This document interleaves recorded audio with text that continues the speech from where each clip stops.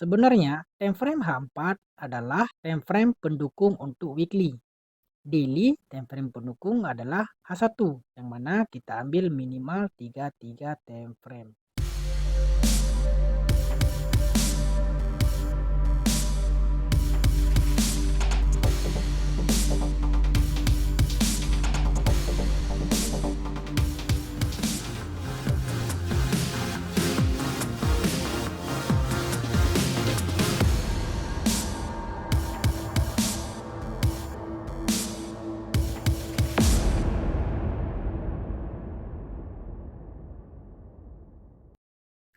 Assalamualaikum warahmatullahi wabarakatuh. Selamat datang kembali di channel Zulfikar Efek.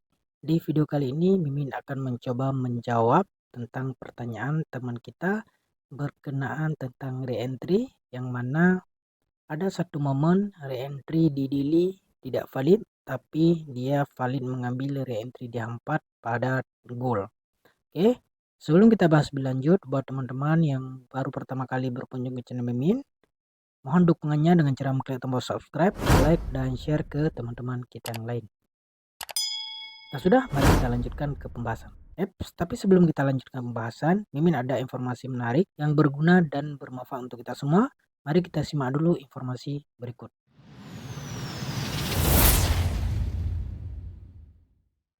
Hai trader, siap-siap untuk meraih peluang emas di akhir tahun ini bersama XM. Dimulai dari 3 Desember hingga 31 Desember 2024. XM punya promo spesial yang gak boleh kamu lewatkan.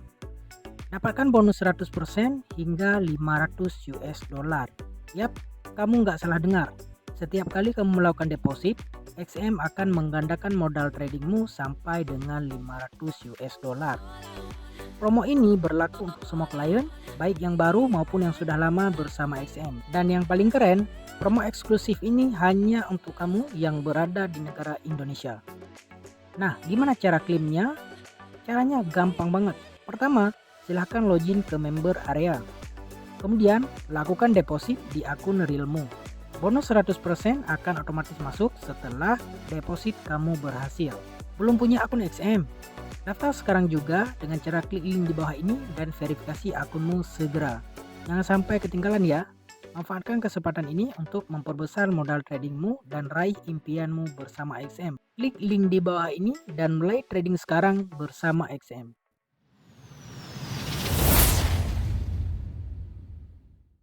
Oke, itu dia informasinya. Semoga bisa diambil peluang dan manfaat yang ada. Sekarang kita akan melihat kepada chart. Oke, kita buka pair gold ya, yang mana pair difavoritkan banyak orang. Oke, kita akan buka terlebih dahulu kepada daily. Kemudian kita gantikan background berwarna putih. Oke. Nah, hari entry yang dimaksud teman kita kebetulan ya kirim screenshot, dan juga Mimin sempat men-screenshot karena beberapa yang bertanya berkenaan tentang re-entry di gold setelah berlaku momentum di area ini, tapi malah naik ya. Oke, sebelum re-entry ini berlaku, Mimin pernah men-screenshot ya. Nah, ini sebelum berlaku, yang mana di time frame daily menyentuh MA5 MA10 high. Untuk ya sebagian kalau kita belum mengerti tentang multi time frame, kita akan menganggap langsung entry tanpa menunggu konfirmasi dan validasi. Oke, di sini area re-entry sell, tetapi di H4 ada momentum dan re-entry buy. Jadi manakah yang didukung antara keduanya? Oke, kita bahas sebelum dulu. Nah, untuk memvalidkan re-entry daily maka harus ada momentum sell di H1. Tapi yang berlaku di H1 adalah rejection EMA50, tidak ada momentum sell. Nah, sebaliknya ada re-entry buy di H4, ada momentum buy di M15, maka validlah re-entry pada H4. Oke, kalau kita kembali kepada SOP re-entry H4 di H1 nyentuh atau reject kawasan EMA5 EMA10, terus low B dan EMA50, dan di area M15 kita bisa masuk setelah arah kukuh. Kalau kita mengikuti SOP yang sudah pernah Mimin bagikan. Tapi kalau kita melihat daily lain cerita. Apa maksudnya? Sekarang kita bahas kepada chart supaya lebih jelas. Nah, ini setelah berlaku ya di antara re-entry daily ya, dan kalau kita lihat secara langsung ini pada saat berlaku re-entry daily sebelum muncul candle yang ini. Kita lihat daripada H4, apa yang berlaku pada H4 adalah momentum yang break EMA 50. Di sini jelas bahwasanya re-entry di H4, re-entry di daily sudah terbatal ya, karena ada momentum yang berlawanan. Oke. Tetapi kan time frame daily lebih besar dari H4. Bagaimana cerita dia bisa membatalkan re-entry daily?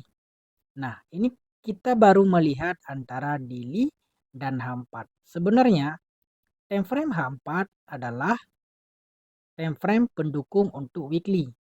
Daily time frame pendukung adalah H1 yang mana kita ambil minimal 33 time frame. Jadi kalau kita hanya melihat kepada daily semata-mata ini adalah hari entry daily, kita lihat dulu apa yang berlaku daripada weekly. Nah, di weekly pada saat itu berlaku pertemuan di antara BB ya. Memang benar di daily sudah ada arah kuku sell, momentum sell.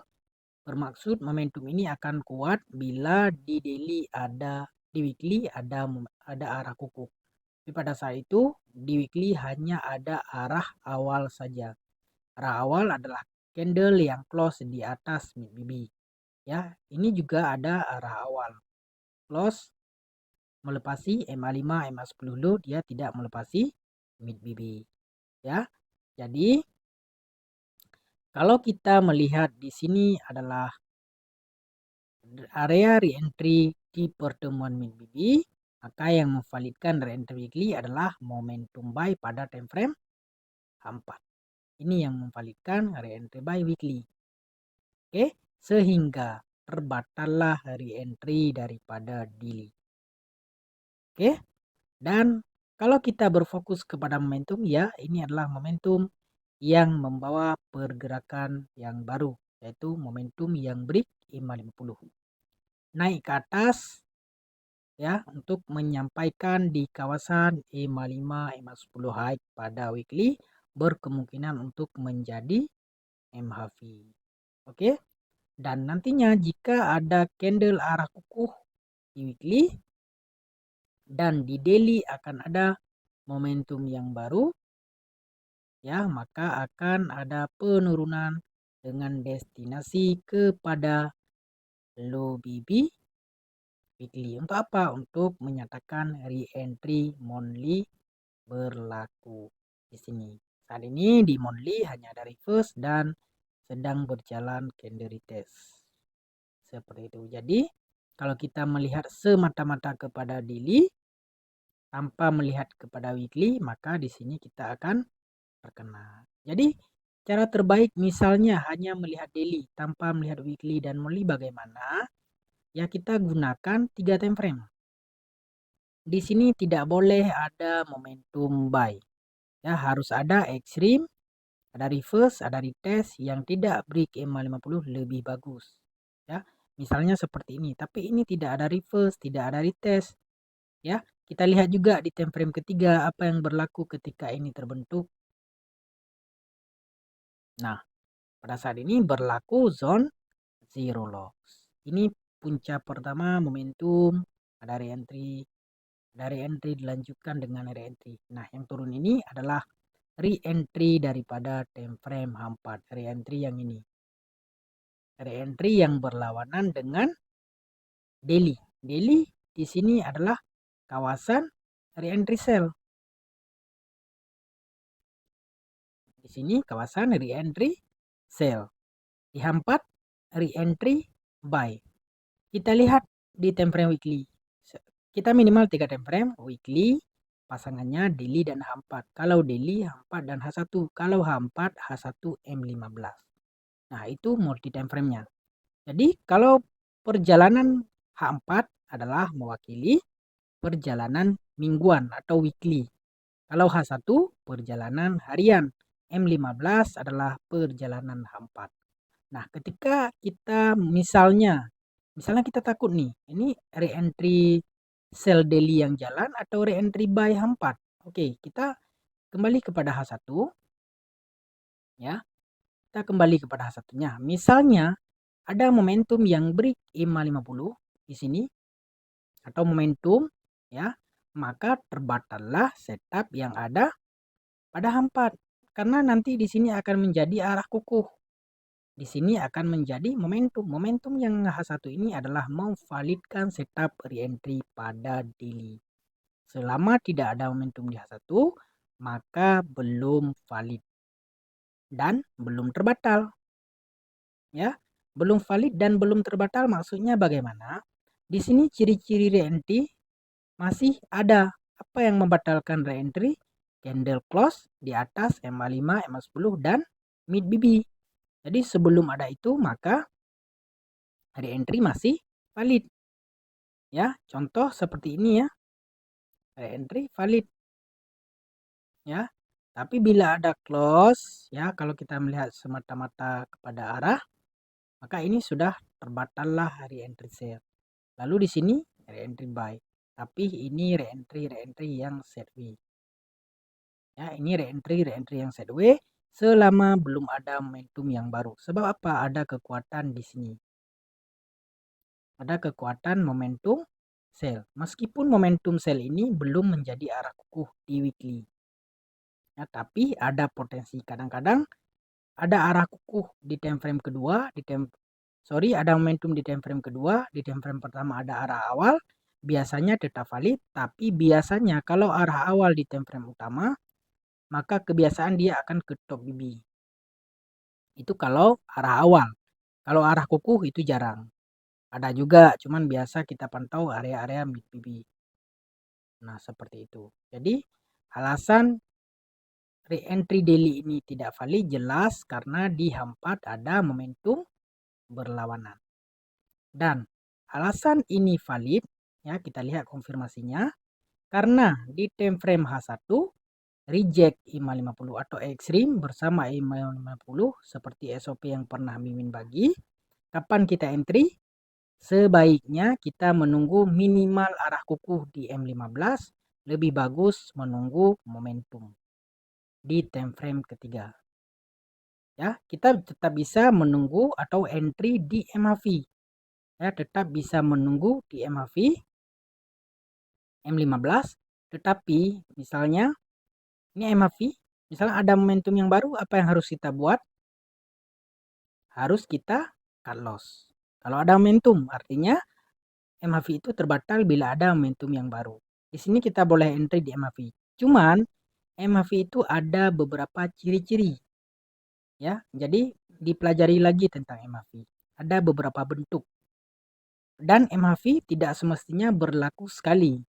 Bisa jadi dia beberapa kali. Selama belum ada momentum, maka MAV itu masih dikategorikan valid. Nah, tapi kalau kita menunggu arah, ada tanda-tanda. Ya, kalau kita menunggu momentum, baru dikatakan valid. Nah, seperti itu.